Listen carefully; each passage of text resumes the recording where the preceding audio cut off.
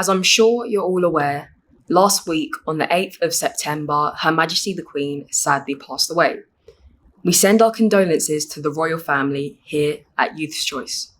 With the sudden news, we're aware that some of you may have some questions, rightly so, and we're here to answer them today. What happens to the Queen's corgis? Well, the Queen's corgis are actually made up of 2 corgis and 1 dorgie. The 2 corgis were actually gifted to the Queen after Prince Philip went into hospital by her son Prince Andrew. So they'll be returned to Prince Andrew and his wife, Sarah Ferguson. The dorgie, however, will be gifted to a member of staff at Windsor Castle, as they primarily looked after it whilst it stayed there.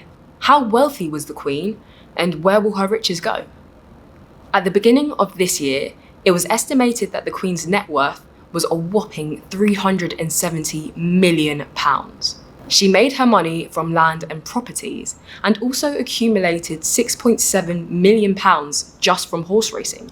Just like the rest of us, the Queen has a will, so her riches will be split up according to what she has written in her will. Most of her personal estate, such as riches, jewels and property, will be given to King Charles, as he will now be the head of state. Who's going to live in the Queen's palaces? Well, King Charles and the Queen Consort will be moving into Buckingham Palace, whilst Prince William and Kate Middleton are likely to move into Windsor Castle. Balmoral, where the Queen passed away, won't be inhabited. In fact, it's likely that it will be turned into a museum. Where will her funeral be? The Queen was a sovereign head of state, which meant she was one of the few people entitled to a state funeral. Who is going to be at her funeral?